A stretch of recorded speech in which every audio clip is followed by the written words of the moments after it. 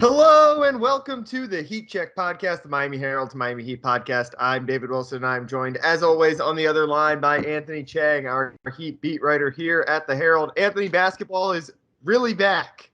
We talked last week, you were in the Bahamas for training camp.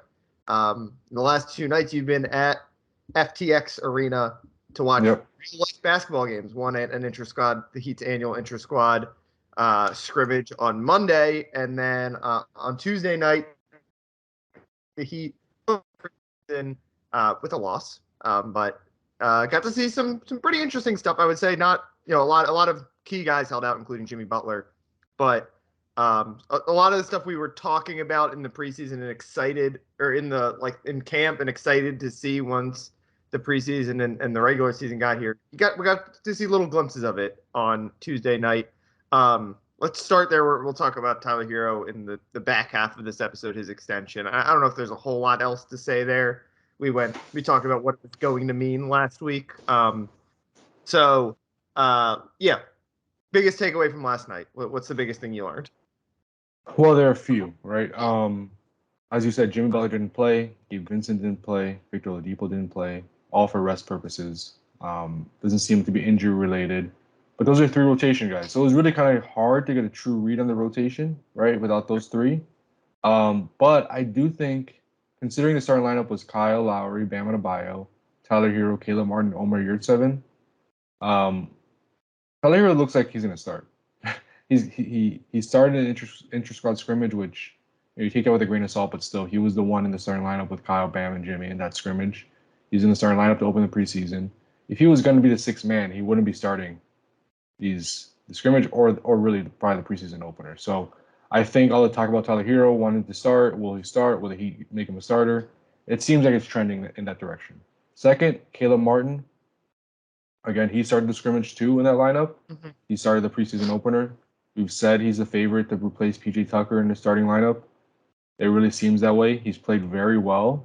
It's only been a scrimmage in a preseason, one preseason game, but he's looked solid, like making threes, which is super important for the role he's going to be in this season. Athletic, like he always is, playing good defense. So Caleb Martin and Tyler Herro look like they're going to be the two new faces in the starting lineup. But the biggest and most interesting thing, and I don't know if this will carry over into the regular season, we'll see. I don't even think the Heat know at this point, is the Bam Yurtseven front court. We didn't see much of it last season. I think it was 18 minutes they played together. The Heat were outscored by 13 points in those 18 minutes. From what I've heard, they played a lot together in training camp. They started the preseason opener together with Jimmy out. It looks clunky at times. The spacing looks off at times because they're still learning to play with each other. Even Eric Spoelstra admitted as much after the game. Like, the reason they started together, the reason they played 20 minutes together in this preseason game is because they know it's going to take time and minutes together on the court for them to figure things out. So I don't think that's going to be the starting front court, but I do think that is a combination the Heat want to try against certain teams, and they want to work out the kinks and see what it looks like right now. So for me, those were the three biggest things. And then, to the side, Bam Adebayo had 17 shots, right? We talked about Bam's assertiveness, 17 shots in 25 minutes. That's pretty high number. Jimmy was out, so you have to consider that as well and with everything. But he was really aggressive. He made a three, which I know Heat fans love. So that's the Bam that he want. They want him to take more shots this year. They want him to be more assertive, and we saw that in the first preseason game. Yeah, I think what's telling about the Bam stuff is it was both games, right? In the red, white, and pink game on Monday, he shot a bunch of threes, was aggressive, shooting the ball. And you mentioned 17 points, but no Jimmy Butler in the lineup. Like, that's kind of the whole deal, right? Is that when what the Heat are looking for is not for Bam to shoot 17 points on a night where Jimmy's out there and controlling the offense. Yeah. There were nights last year when Jimmy was out and Bam would still only take like 8 shots. Like it doesn't have to be an every night thing for Bam. It has to be an option, and just, we've talked about it a lot. It's an attitude more necessarily than improving a skill set. It's, sometimes you got to be fine. The best players in the league aren't always the most efficient the best players in the league don't usually lead the league in field goal percentage, right? Like there's a trade-off that comes with being the guy, and that's what Bam has to kind of like embrace. Not every night, but again, Jimmy Butler in all likelihood is going to miss 15 or so games this year. And then if you can do that on the nights when he's out and come playoff time, hopefully you're ready to do that in the minutes when he's out. And obviously we know he can play a lot of minutes in the playoffs, but still there's going to be 8 to 10 minutes a night in these meaningful playoff games where you just need Bam to keep that aggressive attitude. So I think that's the most positive sign, I would say, from the 2 live games we saw so far this week, is just that aggressiveness that everyone has wanted for a long time. Only 2 games, but the fact that he did it in both games, I think is a positive sign. And I think he's obviously it's not so like, obviously it was a talking point throughout the preseason. It's like, I need to be more aggressive. I need to be more aggressive. That's been a talking point for a couple of years.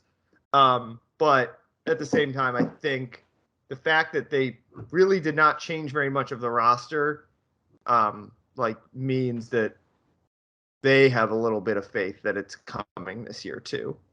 Yeah, and we've talked about this all summer. David, is like, with them not making a big addition, pretty much the same roster. You could argue they took a step back with losing PJ Tucker and really not replacing him. The only way they'll take a step forward is not only like Tyler Herro and Bam Adebayo take another leap, but they got to try new things, right? This is the same group pretty much. They got to try new things. So Omer Yurtseven, Bam front court, Tyler Herro in the starting lineup, Caleb Martin at the 4.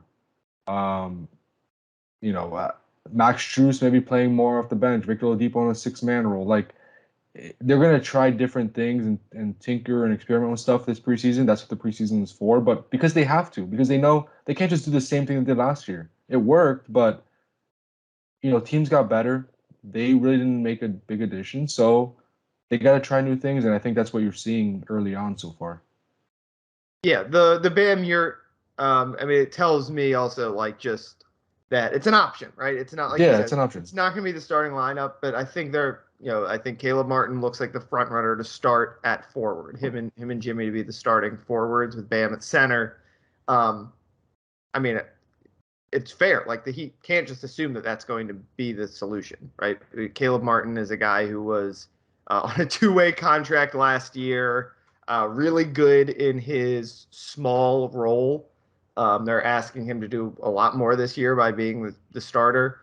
And will we see a Bam Yurt starting lineup at some point this year? It's possible. Like I said, Jimmy's probably going to miss 10 to 15 games just because that's what happens.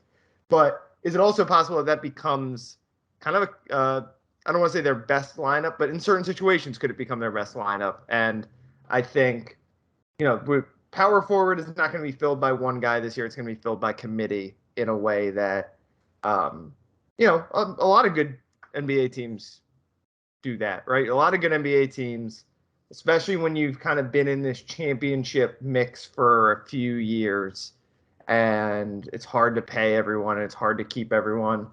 A lot of NBA teams feel like they have like 4 no doubt guys, and then the 5th. You look at it in the playoffs every year. It's like random guy.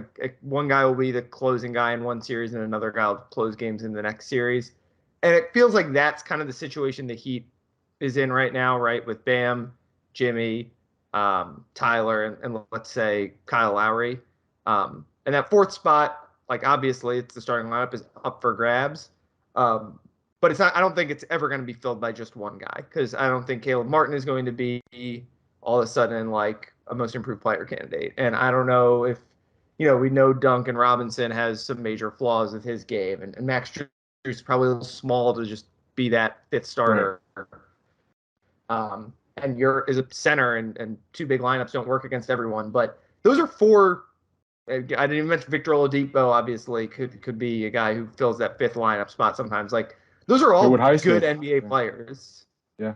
Those are all good NBA players who bring different things to the table. It's kind of obvious, like, right? These guys are all role players, but I don't think any of them are like, we got to see what year it is. Obviously, we did not see very much of him last year. He's a guy who needs to take a jump forward to be able to in that conversation. But those are a bunch of interesting guys who I think by committee could fill that spot, and we're gonna get probably looks at a couple of different of those possibilities in the next couple of weeks here. Yeah, and that's a good point. And like they've talked about it during camp, they talked about it the last few days. They think depth and versatility is the strength of this roster. And it's what we saw last year. Erik Spoelstra loves, right? He loves it. Else. He preaches that nonstop, right? Relentlessly. He preaches versatility, depth, maximizing, what you have on the roster. They have speed lineups, right? With Caleb at the 4. They have spacing lineups with Strus at the 4, or Duncan at the 4, or Strus and Duncan together on the court. They have big lineups with Omer and Bam. So they're gonna cycle through all those this season, whether it's because of injuries, because of what they need for a certain game. That's going to be one of the strengths of this team. And you have to take a look at all those things in the preseason. We haven't seen Victor yet because obviously he didn't play in the preseason opener. There were a few minutes, I think, where Max, Duncan, and Tyler played together in the preseason opener, which was interesting. I don't think they played much together last year. I remember looking it up last night, like 30 minutes or somewhere like less than 50 minutes last season they played together.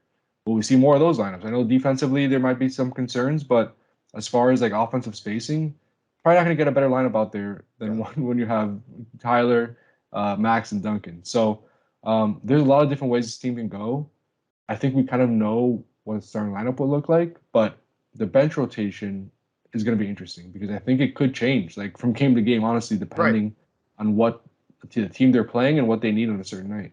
Which wouldn't be unusual at all for an Erik Spoelstra team. No, we've seen it year after year, right? Where what for a week this guy might be in the rotation, and then one other guy gets hot, and that guy's in there. Like it's just that's the way Erik Spoelstra coaches, for better or for worse. He's not like stuck to one rotation that's set in stone. He never has been.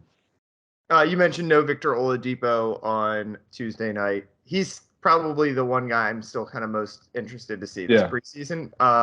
Because he was, obviously his offensive game was kind of not where we were used to seeing it in the past when he kind of broke out during the playoffs. But like, I think what we saw in the playoffs from him, especially defensively, obviously, and then just knowing, now he's 2 years removed from his last knee injury, getting close to that, right? At least, like, he's the guy that he's the ultimate, I think, X factor on this roster. Like, you can talk about, can Caleb Martin take a jump? Can Yurt take a jump? I don't think anyone on the roster, any one of these X factor type guys, unless you count like Tyler Herro and Bam, but like those role players who have a chance to be more than just role players. No one has a higher ceiling of that group than Victor Oladipo. Yeah. I'm not sure. When we talk, like I said, could he be the 5th guy in your lineup at the end of the year? Maybe you're a little small if he is if Jimmy's the power forward and he's the 3 or whatever.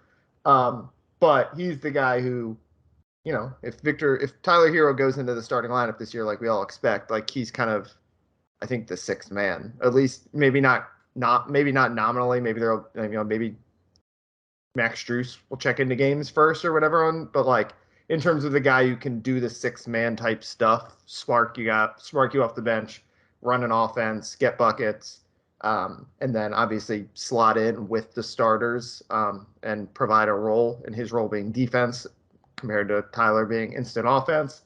He is the guy that has a chance to, they're losing the 6th man of the year in some ways, right? Like that was a huge strength this team had last year, and Victor Oladipo, I think, is the best solution they have to replace that role. Yeah, I think Victor Oladipo, you would think, would be in that 6th man of the year running, right? If he is Victor Oladipo, it could be. It's not like it's a realistic prediction. Actually, I think when we do our predictions, you should predict that. Just do that one again. Yeah, just are there odds on that yet? I'm curious. There probably is. I haven't seen them though yet. They might not be out yet. Yeah. I don't know, but I would think he'd be. It's too early to know who's going to be 6th. Oh, it is out there with Tyler Herro's 2nd on it, so obviously this is. They'll have to update that. Yeah, they'll have to update that. Who's first? Jordan Poole. Okay, that's fair. But yeah, I think Victor Oladipo. Ball accounts. Oladipo plus 4,000. This is according to VegasInsider.com. You should take those odds, David. I should cite this. Yeah. By all accounts, Victor's looked really good in camp. Eric Spoelstra said last week he has that burst back consistently, which is a good sign for the Heat. So yeah, I think he is one of those guys who could swing the direction of this team this season, right? Like he has a higher ceiling than most of the X factors, like you mentioned. If he's even close to the Victor Oladipo of old, who was an All-Star, All-NBA player, I don't think any of us expect that, but if he's even close to that, yeah, all of a sudden you can make the argument that he's the best team in the East. So that's how much he can swing this roster. They're going to need to replace Tyler Herro's scoring punch off the bench, and he's really the clear-cut guy to do that. And if he can, yeah, I mean he could be that. He didn't really bring in anybody new, but if he's 20% better than he was last season, 10% better than he was last season, he could serve as that, that kind of quote unquote like big addition that he really didn't make. So we'll see. I think we'll have to. We haven't seen Victor yet this preseason, but yeah, that's one of the guys I'm really intrigued to kind of watch to see see what it looks like. All right. Speaking of Tyler Herro, he gets a big extension. What day was that? It was Sunday night, week, right? I was out to Sunday. dinner. Yeah. So, yeah, Sunday night. Right. You just gotten back from the Bahamas. Tyler gets an extension. Not a surprise. I think we talked about it last week. Expecting it to get done by the deadline. Doesn't seem like it changes a whole lot, right? We knew that if there was maybe a move out there to make, that they would explore that move, and obviously Tyler was going to be the main trade chip. At this point, it seems like there's not an imminent move out there for anyone to make, so they extend Tyler Herro. Big money. People were kind of like, oh, that's a lot of money for Tyler Herro, obviously with the caveat that when the new media rights deal goes up, the cap is expected to take a huge jump, so that I think the understanding is this is the first of a bunch of extensions probably coming that are going to look eye-popping at first, and we're just going to have to get used to the new. It happens every time there's a new media deal. Basically, that first round of extensions looks crazy, and then you get used to it. I don't know. Are there big takeaways from this extension, or is it kind of just standard business for the Heat? I mean, it's pretty much standard business. Right? We said that he would probably get it. The Heat have a history of giving their own guys extensions once they're able to. Josh Richardson, Justice Winslow, Bam Adebayo, to name a few recent ones. I was a little surprised that he got. I thought he would get something close to RJ Barrett, like either the same or right, like give or take a couple $1 million. But RJ Barrett got $107 million guaranteed, up to the $120 million for their 4-year extension. Tyler Herro got $120 million guaranteed, $130 million, up to $130 million, in incentives. So that's $13 million more. So I was a little surprised that it was so high, but good for Tyler. I mean, he's obviously deserves the extension. He was 6th man of the year, one of the best young scorers in the NBA. Has plenty of room to grow at 22 years old. And I guess the big takeaway is this is the team right now. For all those dreaming about a big trade this season, at some point in the next few months, very unlikely going to happen. As we've said repeatedly on this podcast, now that he signed the extension, it is nearly impossible to trade Tyler Herro until next July. And maybe next July the trade rumors kick up again, but he's not going to be so easy to trade now. Now that he's making $30 million a year, it's going to be a little tougher. But I think for now the major takeaway is get used to this roster because there might be a role player added in January, February, but other than that, this core is the one you're going to have for the rest of the season.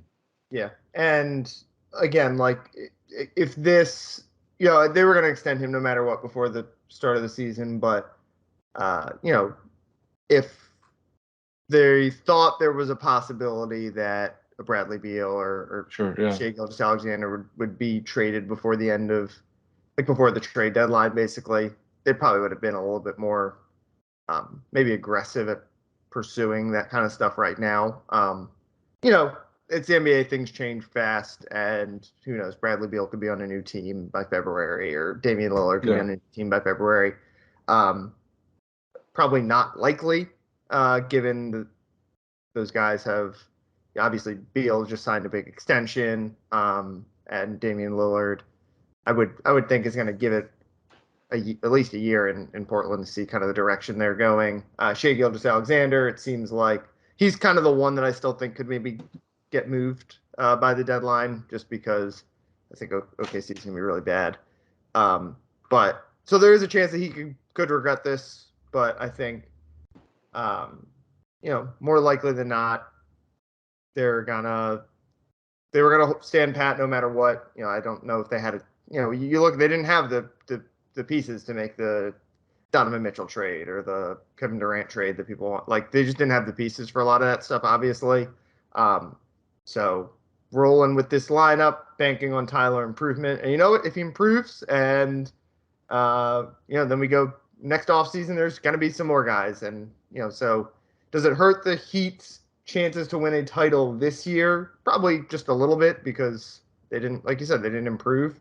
But I think the long term, it's a move you had to make, obviously, long term. You need to keep your good players around and keep them happy. And, the Heat obviously want to win a title while Jimmy Butler's here, but we've talked about it before. They also want, in 2 or 3 years when Jimmy Butler is gone, they want to still be a title contender. And the key to that is, one is Bam being an perennial all-star, and another part of that is having a really good running mate for him, and whether that is Tyler Herro or someone they can trade Tyler Herro for in a year or two, right? So they're not keeping their options open for this year, but obviously, like, it doesn't keep them from doing anything next summer. And no, for sure, yeah, they have a long-term vision, and sometimes you got to think long-term over short-term when there's only so much you can do short-term. You don't want to sacrifice the long-term to make a small short-term move. It's obvious.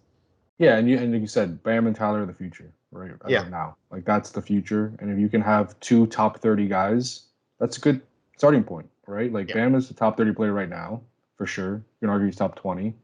Tyler Herro, he's not top. I don't know if he's top 30 right now, but he has the potential to be that. He has the potential to be that. They clearly think he can be top 30 in a couple years.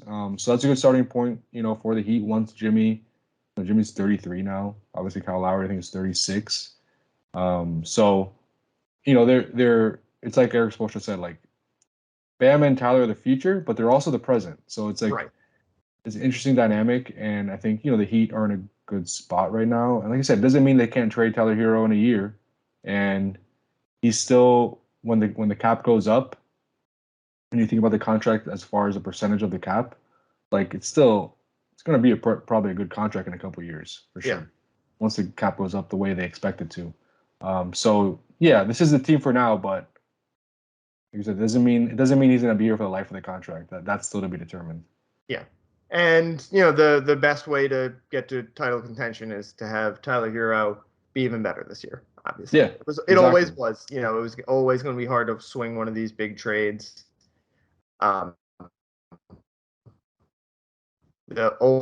These guys were still kind of the main 4 guys on the roster, and that's where we are. And I think if Tyler stays healthy, obviously they should feel this way, right? If Tyler doesn't get hurt in the playoffs, they feel like they would make the finals last year. Or Kyle Lowry, right? Now the question, I think, like, Kyle Lowry, he's old. Like, is he ever going to stay fully healthy? Who knows? But Tyler Herro is the guy you're banking on. Like, there's no reason to think he can't be healthy in the playoffs and give you really good contributions once we get there. Yeah, definitely. All right, Anthony, you got to catch a flight for New York. So we're going to wrap things up there. You can follow Anthony on Twitter at Anthony_Chiang. Follow him. He'll be in Brooklyn on Thursday for the Heat's second preseason game. Kevin Durant, is he going to play? We'll see. That'll be interesting, right? Yeah, that could be kind of fun. Future Heater, Kevin Durant. When the preseason schedule came out a few months ago, I thought maybe this would be, Kevin Durant's return to Brooklyn. Yeah, but guess not. You can follow me on Twitter at DBWilson2. A lot of football these days, although I'll pop in on basketball from time to time, and obviously hockey getting kicked off. So just check out MiamiHerald.com for all of your South Florida sports coverage. It's the busy time of the year where kind of all 6, 7, I guess, in Miami of our biggest teams are in action in some capacity with preseason for Heat, Panthers, and Miami basketball, and obviously Marlins season wrapping up, plus football in full swing. So thanks again for listening, and we will talk to you guys next week.